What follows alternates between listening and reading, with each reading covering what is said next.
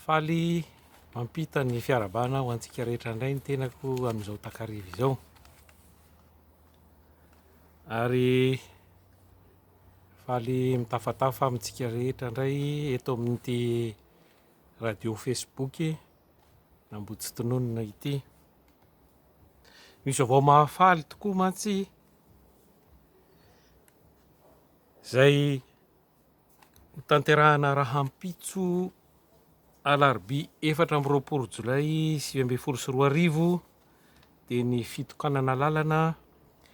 eny Alarobia Ivandry ka omena ny anarana hoe lalana Zafy Albera izany lalana izany. Tena tsara dia tsara tokoa izao fanapa-kevitry ny kominina Antananarivo izao, ary antenaina fa ho satatra Ambavarano ihany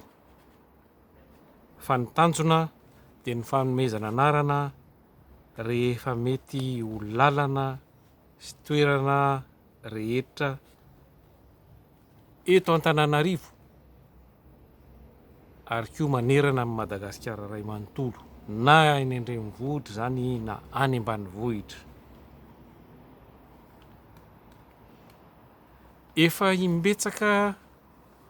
no niresadresaka momba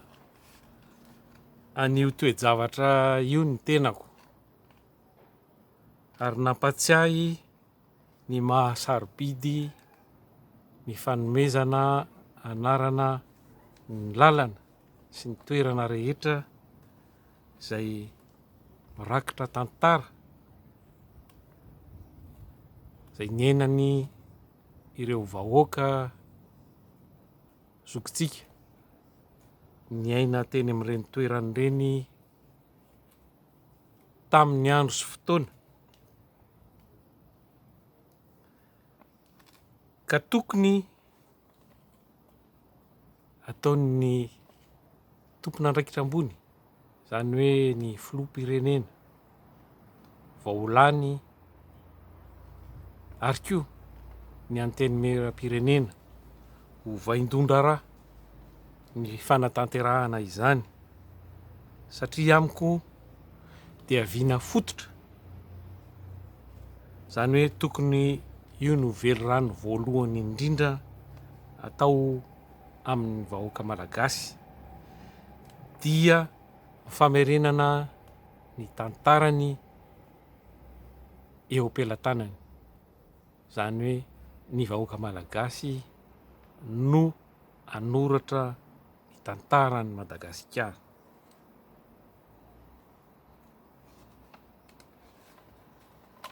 Manana tantarany tokoa ny toerana sy ny lalana rehetra, satria eo amin'ny fiainana andavanandro dia misy ny atao hoe état civil na ny servisy izay miandraikitra ny ankonana, ka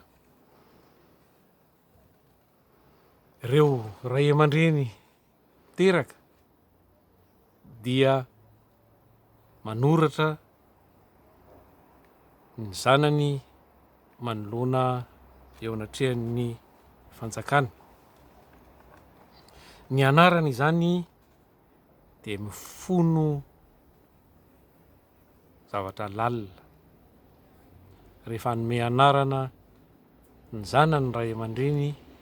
dia mandinika sy mifandinika, ary matetika dia anarana zay efa nentin'ny razambe tany aloha no omena ny zaza aty afara. Ny anarana izany no ahafantarana hoe zanaka ra anina sy ra anina ty olona iray ity, ary zay no ahafantarana azy eo amin'ny tany amamonina, eo amin'ny sehatra,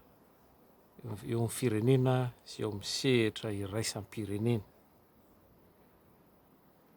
Tsy misy hafa amin'izay koa ny eo amin'ny resaka lalana na toerana na tany, satria rehefa hanoratra ny tany iray ianao eo amin'ny mpikarakaran'ny fanoratana tany ny domaine dia tsy maintsy omena anarana ilay tany na ilay toerana alohan'ny anoratana azy sy anaovana kadasitra amin'ny toerana sy tany io. Ny anarana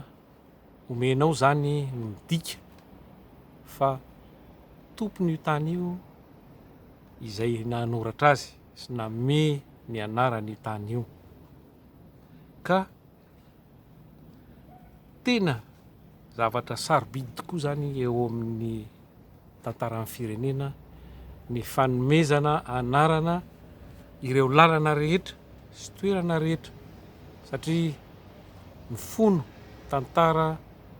izay niainan'ny vahoaka niaina tamin'ireny toerana ireny tamin'izany fotoana izany mbola lovain'ny taranaka ankehitriny ary lovain'ny taranaka ho avy ny anarana omentsika ireny lalana ireny. Any aoriana any zany 100 taona efa tsy ho eto intsony tsika rehetra amin'izany fotoana izany dia ametraka fanontaniana ny taranaka hoe zany nga Andriamatoa Zafy Albert zany hono no filoham-pirenen'i Madagasikara tamin'ny taona zao ka hatramin'izao. Ary izy zany Zafy Albert zay no mahasaripady sy mahasarobidy ny fananany lalana anarana. Rehefa nahazo ny fahaleovan-tena anaty farankisoasina isika dia mbola ny administration na ny fitantanana mpanjanantany ihany no ny andraikitra ny resaka domaine sy ny resaka ankohonana na ny resaka état civil. Ka tsy nampiraikan'ireo velively nanome anarana ireo lalana rehetra manerana Antananarivo na manerana ireo renivohitra na manerana ny Madagasikara manontolo satria fantany fa ny anarana omena dia mampipetraka fanontaniana hoe iza izany olona mitondra ny anaran'le lalana izany. Ny tena mbola zava-misy ary mbola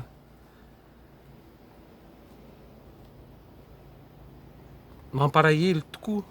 amin'izao fotoana mantsy dia mbola maro amin'ireo lalana sy toerana eto amintsika no mbola mitondra ny anaran'ireo mpanjanantany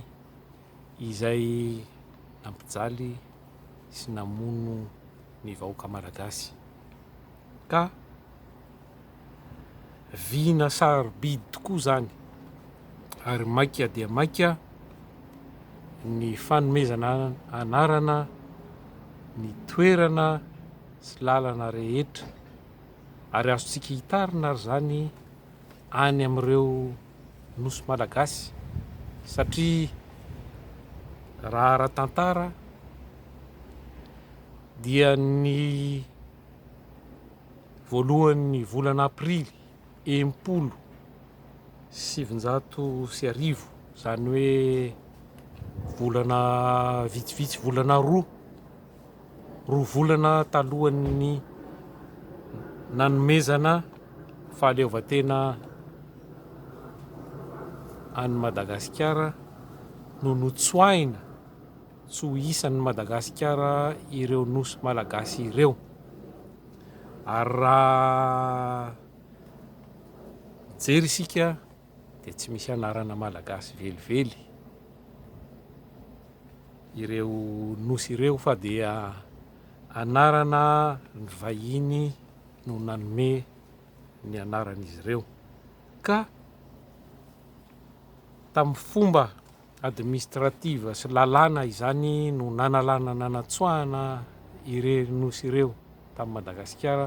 dia tokony ara-administrativa sy araka ny lalàna ihany koa no hamerenana azy, de mifamoahana volavolan-dalàna zay manamafy fa tanin'ny malagasy mazava tsy misy petina ary tsy andrombinana ireo nosy ireo, ary tokony isika malagasy no ame anarana azy ireo, anamarihana fa antsika de antsika tokoa ireo nosy ireo. Ka ambava homana apo miherotra tompoko, ny teny ony Atsipy any Ampon'ny Mahalala, ka de antenaina fa tsy ho very maina na ho very momoka izao antso avo ataoko eto amin'ny Facebook izao. Sotra tompoko.